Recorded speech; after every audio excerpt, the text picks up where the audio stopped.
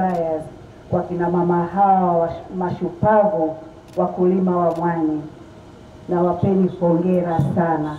Mama yangu, tunawakabidhi hii miundombinu, muitumie vizuri, muitunze, muienzi. Mimi leo nina furaha kubwa sana kwa kuona jinsi tulivyopiga hatua tunavyoenda kwenye maendeleo zaidi.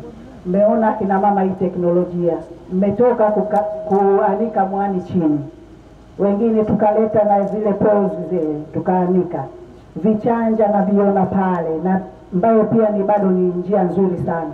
Lakini kufika kwenye hatua hii muhimu ya kutumia teknolojia nzuri zaidi ya kuanikia mwani, ya kutumia umeme wa jua, solar dryers manake.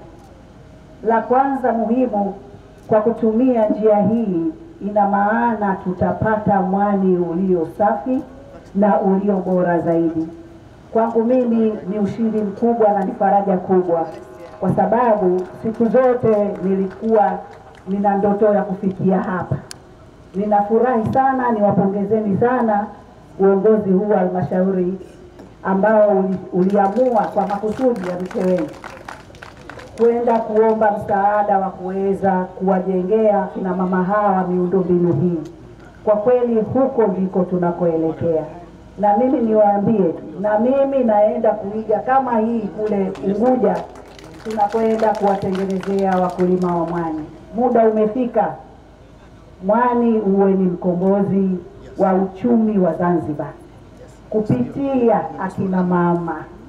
Kwa kweli mmenifurahisha, na nia yangu sasa, wito kwa wote, wizara pia ya uchumi wa bluu, tumeshaona njia nzuri ya namna mwani kwanza unavolimwa. Tutoe elimu nzuri, tuongeze tija, tuongeze mazao yetu, tulime vizuri, tukaushe vizuri, na baada ya kukausha mwani unaotoka pale unaokaushwa vizuri lazima utakuwa na bei kubwa.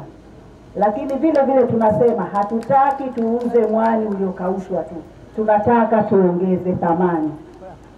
Sambamba na juhudi tulizozifanya, sasa tuelekeze pia ni namna ya kuongeza thamani kwa njia bora zaidi na teknolojia nzuri zaidi.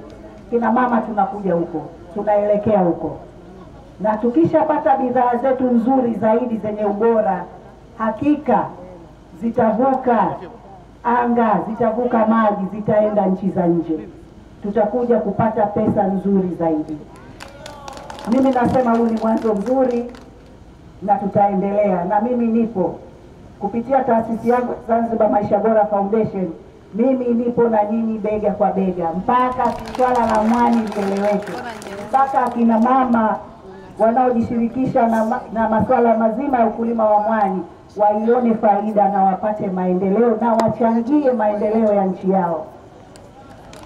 Mheshimiwa Mkuu wa Mkoa, nimefurahi leo, nimefurahi sana.